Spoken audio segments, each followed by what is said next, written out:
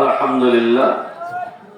উপস্থিত আয়োজিত জান্নাতুল বাকি বালিকা মাদ্রাসা ও এতিমখানার উদ্যোগে বার্ষিক ওয়াজ মাহফিলের সম্মানিত সভাপতি সনাতন আলেম দ্বীন হযরত আল্লাহ জনাব হযরত মাওলানা ইমদাদ হুসাইন সাহেব অল্প সময়ের মধ্যে উপস্থিত হবেন। আজকের মাহফিলের প্রধান আকর্ষণ, প্রধান অতিথি সনাতন আলেম দ্বীন হযরত আল্লাহ জনাব হযরত মাওলানা লিয়াকত আলী সাহেব।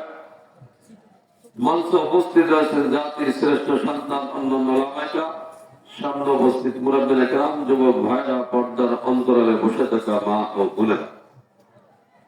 সর্বপ্রথম আল্লাহ পাক রব্বুল আলামিনের দরবারে শুকরিয়া আদায় করি যে আল্লাহ পাক রব্বুল আলামিন আমাকে আপনাকে জান্নাতের বাগানে আসার ও বসার তৌফিক দান করেছেন। এই জন্য সকলেই আল্লাহ তাআলার দরবারে শুকরিয়া আদায় করি, সকলেই বলি আলহামদুলিল্লাহ। আল্লাহ পাক রব্বুল আলামিন আমাকে আপনাকে জান্নাতের বাগানে আসার ও বসার তৌফিক দান করেছেন, এই জন্য আমরা খুশি না বেজার? আমাদের যে ভাব তাতে মনে চলে যায়। খুশির সময় আওয়াজ কিন্তু আসতে হয় না জোরে।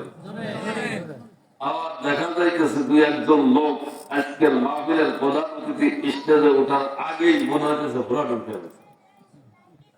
ফোরাটুন খাওয়ার কথা কেন বলছি? দেখবেন ছোট ছোট বাচ্চারা ফুটি মাছের কানসার ভিতরে ফোরাটুনের দানা দিয়ে বদলা। এই ফোরাটুনেলা ফুটি মাছ বলে খাওয়ার পরে দিন ধরে আমাকে মধ্যে দু একজনের অবস্থা তাই। আপনাকে দোষ না হয়ে গেছে, আমি বেশি সময় নেব না, অল্প সময়ের মধ্যে ছেড়ে দিব ইনশাআল্লাহ, কমপক্ষে 1.5 ঘন্টা। আল্লাহ পাক রব্বুল আলামিন আমাকে আপনাকে জান্নাতের বাগানে আসার ও বসার তৌফিক দান করেছেন, এই জন্য আমরা খুশি না বেজার? জান্নাতের বাগানে আসার ও বসার তৌফিক দান করেছেন কে? ক্ষমতা দিয়েছেন কে? আল্লাহ দেয়া ক্ষমতা প্রয়োগ করে আল্লাহ পাক রব্বুল আলামিনের দরবারে জোরে সোরে শুকরিয়া আদায় করি, সকলেই বলি আলহামদুলিল্লাহ। আল্লাহ পাক রব্বুল আলামিন আমাকে আপনাকে হেদায়েতের মতো সম্পদ দেয়া এই জান্নাতের বাগানে আসার ও বসার তৌফিক দান করেছেন। আল্লাহ তাআলা যদি আমাকে আপনাকে হেদায়েত না দিতেন তাহলে আমি আপনি জান্নাতের বাগানে আসতে পারতাম না। আমি আপনি যদি চিন্তা ভাবনা করি আজকে আমি আপনি ক্ষমতার বলে এখানে আসছি, কথাটা কি সঠিক? ক্ষমতার বলে হেদায়েত পাওয়া। আমার আপনার জন্মটা মুসলমানের ঘরে, এই জন্য আমি আপনি মুসলমান হতে পেরেছি। মুসলমানের ঘরে জন্মগ্রহণ করলে মুসলমান হওয়া। আমি আপনি যদি চিন্তা ভাবনা করি আমার আপনার জন্মটা শ্রেষ্ঠ বংশে, এই কারণে আমি আপনি মুসলমান হয়েছি। শ্রেষ্ঠ বংশে জন্মগ্রহণ করলেও মুসলমান হওয়া যায়। অর্থ সম্পদের মালিক, টাকা পয়সার মালিক হলে কি হেদায়েত পাওয়া যায়? টাকা পয়সার মালিক হলেও হেদায়েত পাওয়া যায় না। হেদায়েতের চাবিকাঠি কার কাছে? যারা বলেন কার কাছে? হেদায়েতের চাবিকাঠি একমাত্র আল্লাহ। শ্রেষ্ঠ বংশে জন্মগ্রহণ করলে হেদায়েত পাওয়া যায়। শ্রেষ্ঠ বংশে জন্মগ্রহণ করলে যদি হেদায়েত পাওয়া যাইত, আল্লাহ নবী সাল্লাল্লাহু আলাইহি ওয়াসাল্লাম আবু তালেব হিদায়াত পাইতো, আবু লাহাব হিদায়াত পাইতো, আবু জাহেল কিন্তু হিদায়াত পেয়ে যাইত। হিদায়াত কি আবু জাহেল পাইতো? আল্লাহ নবী সাল্লাল্লাহু আলাইহি ওয়াসাল্লামকে হত্যা করার জন্য সর্বপ্রথম আবু জাহেল গর্ত খনন করেছে। ওই গর্তের মধ্যে সর্বপ্রথম কে পড়েছে? এবার আবু জাহেল উঠতে পারে না। হাত আগাই দিলে আমি আবু জাহেল উঠতে পারি। মুসলমান আবু জাহেল ওঠার জন্য হাতটা আগাই দিছে, আঘাত পরিমাণ ফাঁকা জায়গা ফাঁকা থেকে যায়। আবু জাহেল কয় মক্কার লেডারেরা এক হাত রশি দিলেই তো আমি আবু জাহেল উঠতে পারি। মুসলমান রশি যত বাড়ায় আবু জাহেল তত নিচের দিকে যায়, রশি যত বাড়ায় আবু জাহেল তত নিচের দিকে যায়। আবু জাহেল কয় মক্কার লেডারেরা বুঝ হয়ে গেছে যে এই ভাতিজা মোহাম্মদকে হত্যা করার জন্য গর্ত খনন করেছি, ওই গর্তের মধ্যে সর্বপ্রথম আমি পড়েছি। আমার বুঝ হয়ে গেছে আমার ভাতিজা যত সময় পর্যন্ত আমাকে উদ্ধার না করবে এই গর্তের থেকে আমি উঠতে পারবো না। আল্লাহ নবী সাল্লাল্লাহু আলাইহি ওয়াসাল্লাম এবার জিজ্ঞাসা করেন, চাচা কিসের জন্য গর্ত খনন করলেন, কেমন করে গর্তের মধ্যে পড়লেন? কয় ভাতিজা মুহাম্মদ আগে উদ্ধার করো। আল্লাহ নবী বলেন, আমার চাচা আপনাকে উদ্ধার না করে যাব না, তবে হবে চাচা এই মুহূর্তে কালেমাটা পড়ে মুসলমান হবেন কিনা? আবু জাহেল কয় ভাতিজা মুহাম্মদ রে আগে উদ্ধার করো, ওয়াদা করলাম এই মুহূর্তে কালেমাটা পড়ে মুসলমান হয়ে যাব। নবী আমার হাতটা আগায় দিছি, আবু জাহেল আল্লাহ নবীর হাতটা ধরে গর্তের থেকে উঠে আসছে। এবার নবী আমার বলেন, আমার চাচা আপনার ওয়াদা অনুযায়ী এই মুহূর্তে কালেমাটা পড়ে মুসলমান হয়ে যান। পড়ছে কালেমা? পড়ছে কালেমা? কি বলছে? ভাতিজা মুহাম্মদ রে মানুষের কাছে শুনেছে রে মুহাম্মদ তুই যে একটা জাদুঘর, আজকে আমার চাক্ষুষ প্রমাণ হয়ে গেল রে ভাতিজা, এই মক্কা নগরীতে তোর মতো এত বড় জাদুঘর আর হতে পারে না। আল্লাহ কয় মান ইয়াহদিহিল্লাহু ফালা মুদিল্লা লাহু ওয়া মান ইউদ্লিলহু ফালা হাদিয়া লাহু। আল্লাহ যাকে হিদায়াত দেয় তাকে কেউ গোমরাহ করতে পারে না, আল্লাহ যাকে গোমরাহ করে তাকে কেউ হিদায়াত দিতে পারে না। হিদায়াতের চাবিকাঠি কার কাছে? জোরে বলেন, কার কাছে? হিদায়াতের চাবিকাঠি আমার আল্লাহর কাছে। মুসলমান, আল্লাহ নবী মুহাম্মদ রাসূলুল্লাহ সাল্লাল্লাহু আলাইহি ওয়াসাল্লাম এমন একজন পয়গম্বর, যেই নবী মুহাম্মদ রাসূলুল্লাহ সাল্লাল্লাহু আলাইহি ওয়াসাল্লামকে হত্যা করার মিশন নিয়ে রওনা হয়ে গেছে। বলে আল্লাহ নবীকে হত্যা করার পরিবর্তে বলে রাসূলের থেকে হিদায়াতের মালা গলায় ঝুলায় বাড়ি চলে গেছে। আর বদরের যুদ্ধের পরে 70 জন কাফেরদেরকে কি করা হয়েছে? হত্যা করা হয়েছে। 70 জন বন্দী হয়েছে। বলেন, যখন গ্যাঞ্জাম লাগে যায়, এক পার্টি যদি হাইরে যায়, তখন আর কি লাঞ্ছনা আর বঞ্চনার কোন কি থাকে? শেষ থাকে? বদরের যুদ্ধে সাহাবায়ে কেরামের সৈন্য সংখ্যা কত? মাত্র 313। আর কাফেরদের সৈন্য সংখ্যা হাজারেরও অধিক। 70 জন কি হয়েছে? জাহান্নামে গেছে। 70 জন কোথায় গেছে? জাহান্নামে। ওই 70 জনের মধ্যে কে ছিল? আবু জাহেল ছিল। আবু জাহেল কত বড় দুষ্ট, গর্দা যখন কাটে কয়েক একটু লম্বা করবে, কারণ কি কয়েছে বড়টার মাথা। এই 70 জন বন্দী, 70 জন কি হয়েছে? জাহান্নামে গেছে। একদিন বাইতুল্লাহর পাশে বসে সাফওয়ান ইবনে উমাইয়া বসে আছে, হযরত আসাদের পাশে বসে আছে। মন খারাপ। মন খারাপ কেন? মন খারাপ কেন? ওই যে বড় বড় লিডার এই যুদ্ধে, বদরের যুদ্ধে সাফওয়ান ইবনে উমাইয়া বাবাও কি হয়েছে? বাবাকে হত্যা করা হয়েছে, জাহান্নামে পাঠানো হয়েছে। উমাইয়া ইবনে ওহাব ওনার ছেলে বন্দী। সাফওয়ান ইবনে উমাইয়া হযরত আসাদের পাশে বসে টেনশন করতেছে, লাঞ্ছনা বঞ্চনা, মানে তিরস্কার, লোক মুখে মুখ দেখাবে কিভাবে? মাত্র 313 জনের কাছে কি হয়েছে? পরাজয় বরণ করছে। এই লাঞ্ছনার দ্বারা আর সহ্য করতে পারতেছে না। ঘুরতে ঘুরতে উমাইয়া ইবনে ওহাব, উমাইয়া ইবনে ওহাব গরিব মানুষ, সাফওয়ান ইবনে উমাইয়া ধনী মানুষ। গরিব কে? উমাইয়া ইবনে ওহাব। সাফওয়ান ইবনে উমাইয়া ধনী, আর ইনি হলো কি? গরিব।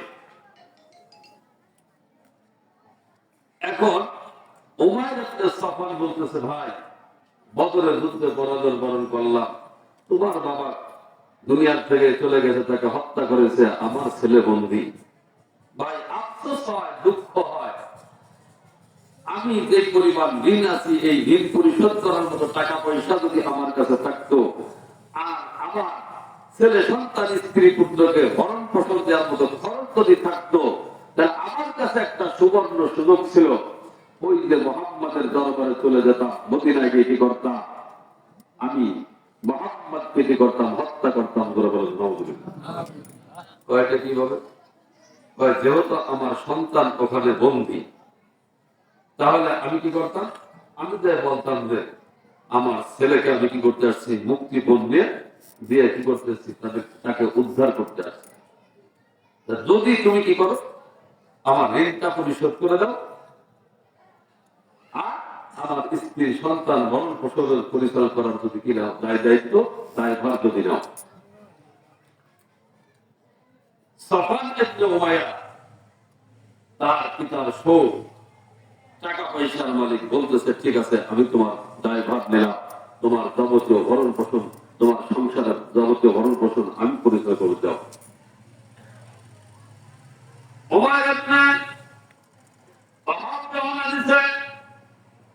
আল্লাহ নবী মুহাম্মদ রাসূলুল্লাহ সাল্লাল্লাহু আলাইহি ওয়াসাল্লামকে হত্যা করার জন্য বলেন নাউযুবিল্লাহ, খোলা তরবারি হাতে চলে গেছে, রওনা হয়ে মদিনাতে পৌঁছায় গেছে। আল্লাহ নবী সাল্লাল্লাহু আলাইহি ওয়াসাল্লাম মসজিদে নববীতে বসা, খোলা তরবারি হাতে মসজিদে নববীর মধ্যে ঢুকে গেছে। ওদিকে ওমর ইবনে খাত্তাব রাদিয়াল্লাহু তাআলা নজর পড়ছে, ইসলামের দুশমন বদরের যুদ্ধে কুরাইশদেরকে উদ্বুদ্ধ করেছিল, উত্তেজিত করেছিল, সেই শত্রু মসজিদে নববীর মধ্যে ঢুকে গেছে। হযরত ওমর ধমক লাগাই দিয়েছে, স্তব্ধ হয়ে যাও, আর সামনে বাড়ো না। হযরত ওমর আসার আগেই আল্লাহ নবী মুহাম্মদ রাসূলুল্লাহ সাল্লাল্লাহু আলাইহি ওয়াসাল্লামের সামনে পৌঁছায় গেছে। রাসূল আমার বলেন, উমার এখানে আসছো কারণ কি? আসছো কারণ কি? আসছি মুহাম্মদ, আমার সন্তান তোমার কাছে বন্দী, কিছু টাকা পয়সা দিয়ে তাকে আমি ছাড়ানোর জন্য আসছি। নবী আমার বলেন, উমায়ের আসছো ভালো কথা, ছেলেকে মুক্তিপণ দিয়ে ছাড়ায় দেবা। তোমার কাছে কি টাকার দরকার ছিল? টাকার বস্তা টাকার দরকার ছিল, টাকার দরকার ছিল, টাকার পরিবর্তে তোমার হাতে কেন খোলা তরবারি? খোলা তরবারি কেন? মোহাম্মদ ভুল হয়ে গেছে, ছেলে তোমার কাছে বন্দী, তাকে ছাড়ানোর জন্য আসছি, আমার দোষ নাই, আমি দ্রুত গতিতে চলে আসছি এই জন্য খোলা তরবারি হাতে। নবী আমার বলে, ঠিক করে বলো রে উমাইর, ঠিক করে বলো, ওই যে বাইতুল্লাহ হযরত আসাদের পাশে ওই যে কি করেছো, সাফওয়ান ইবনে উমাইয়ার সঙ্গে কি কি শর্ত করে আসছো? কয় উমাইর সত্য করে বলো। হেলেম সুলাইমানের বসে হযরত আসাদের পাশে বসে সাফওয়ান ইবনে উমাইয়ার সঙ্গে কি কি শর্ত করেছো, এটা তো আমাদের দাও। এই কথা শোনার সঙ্গে সঙ্গে স্তব্ধ হয়ে গেছে। আর মক্কায় হেলেম শরীফের পাশে হযরত আসাদের পাশে শুধুমাত্র উমাইর ইবনে ওহাব এবং সাফওয়ান ইবনে উমাইয়া দুইজন কথাবার্তা বলেছে, দ্বিতীয় কোন ব্যক্তি ছিল না। যখন আল্লাহ নবী এই কথা বলেছেন, তুমি যে শর্ত করেছো, কি কি কথাবার্তা বলেছো, আমি মুহাম্মদ সব জেনেছি। আমার আল্লাহ জিবরাইল মারফতে আমার কাছে আল্লাহ বর্ণনা করে দিয়েছে। এবার উমাইর ইবনে ওহাব মনে মনে চিন্তা ভাবনা করে, যেহেতু এখানে আমরা দুইজন ছাড়া তৃতীয় আর কোন লোক নাই, জিবরিল আমিনের পক্ষ থেকে যেহেতু এইটা ঘোষণা হয়ে গেছে, মুহাম্মদের সত্য, নবী এর মধ্যে কোনো সন্দেহ নাই, আল্লাহর কোরআন সত্য, এর মধ্যে কোনো সন্দেহ নাই। এবার উমাইর ইবনে ওহাব কয়, ইয়া রাসূলুল্লাহ, ইয়া হাবিবাল্লাহ, অন্যায় করেছি, ভুল করেছি, এই মুহূর্তে আপনি আমাকে পড়া দেন লা ইলাহা ইল্লাল্লাহ, দরে লা ইলাহা ইল্লাল্লাহ, দরে লা ইলাহা ইল্লাল্লাহ, লা ইলাহা ইল্লাল্লাহ, মুহাম্মাদুর রাসূলুল্লাহ সাল্লাল্লাহু আলাইহি ওয়াসাল্লাম। দামি পয়গম্বর, আমার আপনার নবী শ্রেষ্ঠ পয়গম্বর, আমার আপনার নবী শ্রেষ্ঠ নবী, উম্মত হিসেবে আমি আপনি শ্রেষ্ঠ উম্মত। আল্লাহ পাক রব্বুল আলামিন আমার আপনার হিদায়াতের জন্য যেই কিতাব অবতীর্ণ করেছেন, কিতাবটা দামি কিতাব। আর আল্লাহ পাক রব্বুল আলামিন আমাকে আপনাকে দামি নবীর উম্মত বানাইছে, কিতাব দিয়েছেন দামি, উম্মত হিসেবে আল্লাহ বানাইছেন দামি। আমি উম্মতের জন্য আল্লাহ পাক রব্বুল আলামিন শ্রেষ্ঠ জান্নাত সৃষ্টি করেছেন। ওই জান্নাতের নাম হলো জান্নাতুল ফেরদাউস। আমার আপনার নবী তো কেমন দামি পয়গম্বর, কেমন দামি পয়গম্বর, যেই নবী মুহাম্মদ রাসূলুল্লাহ সাল্লাল্লাহু আলাইহি ওয়াসাল্লাম সর্বপ্রথম আল্লাহ জান্নাতে প্রবেশ করবেন। আমার আপনার নবীকে আল্লাহ এমন দামি পয়গম্বর বানাইছে, আমার আপনার নবীর মতো এত সুন্দর চেহারা কোন আল্লাহ দুনিয়া ইতিপূর্বে পাঠায় নাই। নবী যখন দুনিয়ায় আসে তখন আল্লাহ পয়গম্বরের মতো এত সুন্দর চেহারার অধিকারী মানুষ দুনিয়ায় ছিল না। কিয়ামত পর্যন্ত আমার আপনার নবীর মতো এত সুন্দর চেহারার মতো কোন মানুষ আর দুনিয়ায় আসবে না। আমার আপনার নবীর চেহারাটা কেমন ছিল? নবীর চেহারার দিকে তাকাইলে দুনিয়ার সব কিছু সাহাবায়ে কেরাম ভুলে যাইত। রাসূলের দিকে তাকাইছে তো তাকাইছে নাকি সন্দেহ আছে? রাসূলের চেহারা যদি তাকায় আর সাহাবায়ে কেরাম সব পেরেশানি দূর হয়ে যাইত, উদার যন্ত্রণা থাকতো না, দুনিয়ার সব কিছু ভুলে যাইত নাকি সন্দেহ আছে? সন্দেহ যদি তাকে ছোট্ট একটা ঘটনা বললে বুঝবেন। আল্লাহ নবী মুহাম্মদ রাসূলুল্লাহ সাল্লাল্লাহু আলাইহি ওয়াসাল্লাম হিজরত করে যখন মক্কায় যাইতেছিলেন, প্রতিমধ্যে গারে হেরার মধ্যে 3 দিন অবস্থান করেছিলেন। কয়দিন? 3 দিন অবস্থান করেছিলেন। খাওয়া নাই, পানি নাই, ক্ষুধার যন্ত্রণা লেগে গেছে, পিপাসা লেগে গেছে। রাখাল ছাগল জয় গর্তের ভিতর থেকে নবী আমার বলেন, রাখাল ক্ষুধার যন্ত্রণা লেগে গেছে, আমার পিপাসা নিবারণ করো। তোমার কাছে যদি খাওয়ার কোন বস্তু থাকে একটু আমাকে দাও, ক্ষুধাটা নিবারণ করি। রাখাল এদিক সেদিক তাকায়, জনমানবহীন কোন লোক দেখতে পায় না। এবার গর্তের পাড়ে তাকায়া নিচের দিকে তাকায়, দেখতেছেন সুন্দর চেহারার অধিকারী একজন মহামানব। ইতিপূর্বে এত সুন্দর চেহারার অধিকারী কোন যুবক দেখেন নাই, ভবিষ্যতে বাইরে দেখবেন। আল্লাহ নবীর চাইতে চেহারা দিয়ে সুন্দর করে কাউকে বানানো হয় নাই, আর কখনো ছিল না, ভবিষ্যতে বানানো হবে না। এবার বলতেছেন ও মহামানব, ইতিপূর্বে আপনার মতো এত সুন্দর চেহারার অধিকারী কোন মানব আমি দুনিয়ায় দেখি নাই। আপনি আমার কাছে পানিও চাইছেন, আমার কাছে পান করার মতো কিছু নাই, আর মতো কিছু নাই। যদি থাকতো মহামানব অবশ্যই আপনাকে আমি খাওয়াতাম, পান করাইতাম। আল্লাহ নবী সাল্লাল্লাহু আলাইহি ওয়াসাল্লাম রাখাল না, আল্লাহ নবী বলতেছেন, রাখাল তোমার ছাগলের পালের মধ্যে থেকে একটা ছাগল আনো, আমি একটু দুধ দহন করে পান করি, ক্ষুধাটা নিবারণ করি। রাখাল বলতেছেন, মহামানব আমার ছাগলের মধ্যে, পাগলের পালের মধ্যে একটা ছাগল এমন নাই যার স্তনে 1 ফোঁটা দুধ হইতে পারে। নবী আমার বলেন, রাখাল ছাগল না তোমার কাজ, স্তনে হাত দিয়ে আমার কাজ, আর স্তনে হাত স্তনটা দুধে ভরপুর কর আমার মালিকের কাজ। রাখাল ছাড়া কম না। যখন এই কথা শুনছে, রাখালো এবার একবারে পালের ভিতরে সবচাইতে জীর্ণ শীর্ণ বডি, কাবু কাহি কঙ্কা, ঠিক মতো হাঁটতে পারে না। ওইটা আল্লাহ রাসূলের কাছে আছে, নবীকে তো চেনে না। আল্লাহ নবী সাল্লাল্লাহু আলাইহি ওয়াসাল্লাম বিসমিল্লাহ বলে যখন হাতটা লাগাই দিছে, আমার আরশে আজিমের মালিক আল্লাহ স্তনটা দুধে ভরপুর করে দিছে। নবী আবার নিজে ছাগল দহন করলেন, আল্লাহ নবী নিজে পান করলেন, আবু বকর পান করলেন, রাখাল পান করলেন। রাখাল বাড়িতে চলে গেল। রাখাল ঘুমাইতে পারে না, খাবার যারা খাইতে পারে না, শুধু টেনশন আর টেনশন। এমন সুন্দর চেহারার অধিকারী রূপধারী মানব আমি ইতিপূর্বে দুনিয়ায় দেখি নাই। কোথায় তার বাড়ি, কোথায় তার ঠিকানা, পরিচয় কেন জিজ্ঞাসা করলাম না? ওরে খানা খাইতে পারে না, ঘুমটা আসে না, শুধু পেটের মধ্যে টেনশন আর টেনশন।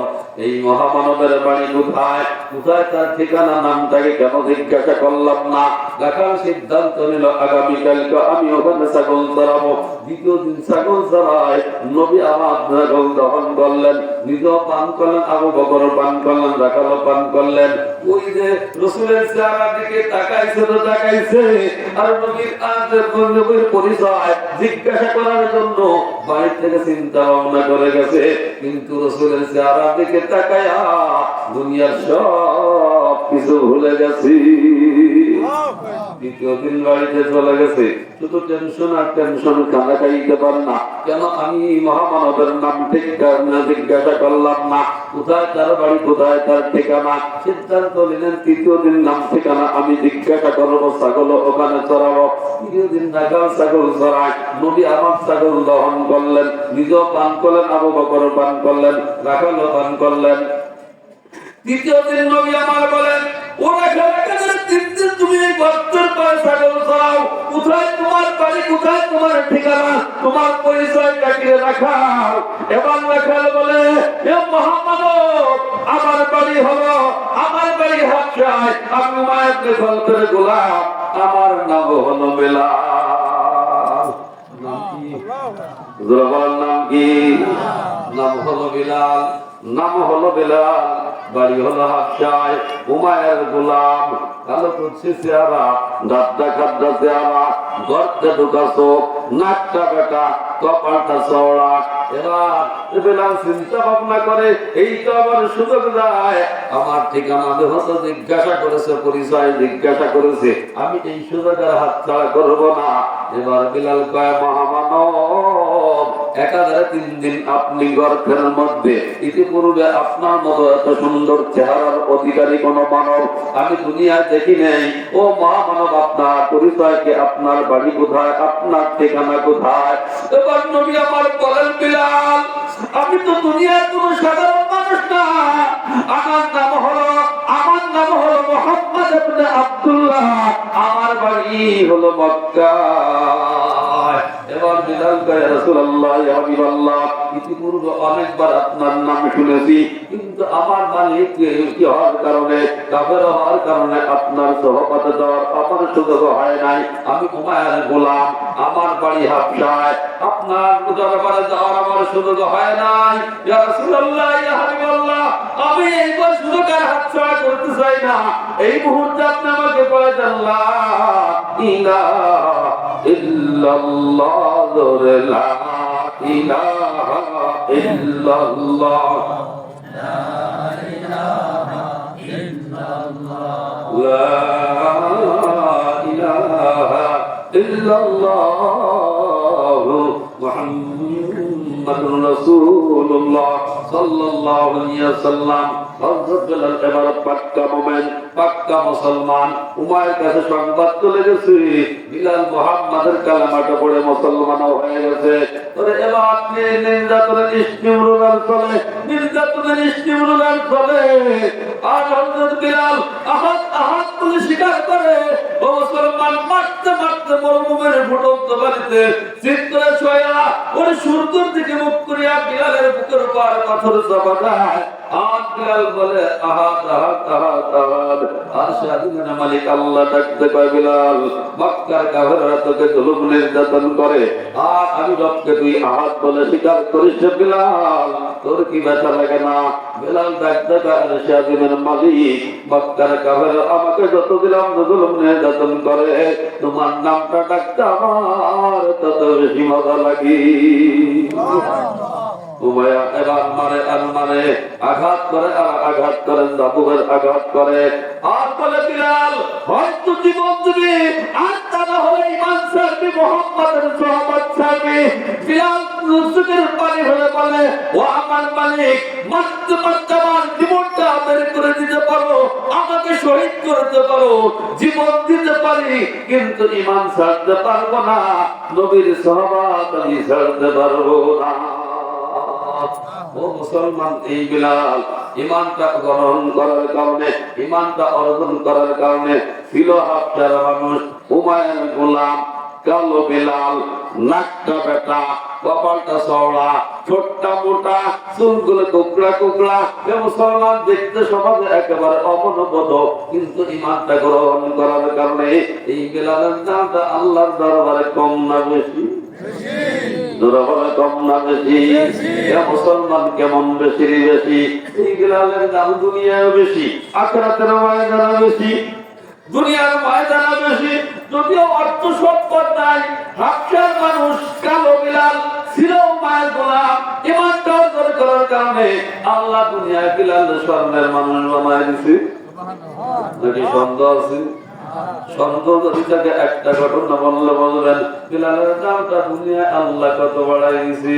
হযরত বিলাল রাদিয়াল্লাহু তাআলা মদিনার মুয়াজ্জিন, আযান দেয় আশহাদু আল্লা ইলাহা ইল্লাল্লাহ, আশহাদু আল্লা ইলাহা ইল্লাল্লাহ। উনার কণ্ঠ দ্বারা উচ্চারণ হয় আশহাদু আল্লা ইলাহা ইল্লাল্লাহ, আশহাদু আল্লা ইলাহা ইল্লাল্লাহ। মক্কার কাফেররা কয়, দেখছো নাকি মুহাম্মাদের কারবার? বিলালের মতো একজন গণ্ড মূর্খ লোক আরবি বর্ণমালা সঠিকভাবে উচ্চারণ করতে পারে না, ঠিকমতো উচ্চারণ করতে পারে না, এই অশিক্ষিত একজন মানুষকে মদিনার মসজিদ বানাইছে, তারা আবার মুহাম্মদ সাহাবা বানাইছে। এবার সাহাবায়ে কেরাম আবেদন করলেন, ইয়া রাসূলুল্লাহ, ইয়া হাবিবাল্লাহ, আপনার বিলালকে মদিনার মসজিদের পদ থেকে অব্যাহতি দিয়ে যান। এবার সাহাবায়ে কেরামের আবেদন কবুল করলেন, হযরত বিলালকে মদিনার মসজিদের পদ থেকে অব্যাহতি দিয়ে দিলেন।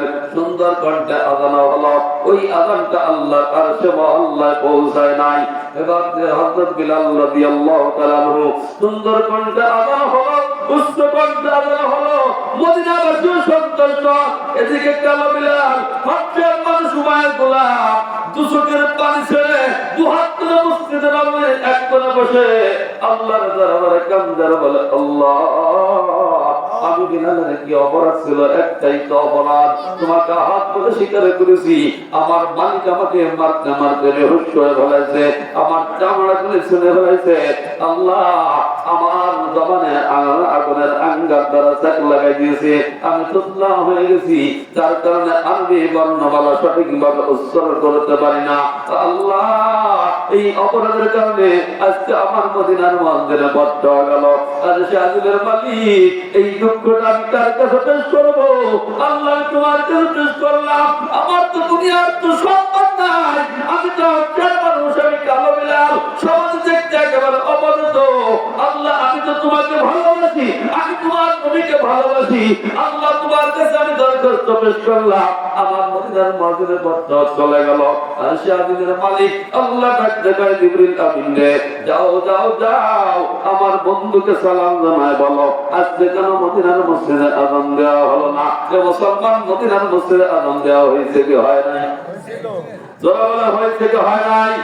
মুসলমান জিবরিল আমিন এসে বলতেছেন, ইয়া রাসূলুল্লাহ, ইয়া হাবিবাল্লাহ, দুপতে হাত বরকর খায়রুল আরা, সে সবাবে বঙ্গ শুভ খানা খুদা, দুপত আলা ইমরোজ শুদ্ধ বাসর জোর, শত মুসল্লি রাহাত শয়তান নহর, শত মুসল্লি রাহাত শয়তান নহর, গুপ্ত হাতে বাদ আব বঙ্গে বিলাল, কষ্ট দেবার আরশ আলা যুল জালাল, কষ্ট দেবার আরশ আলা যুল জালাল। আল্লাহু আকবার।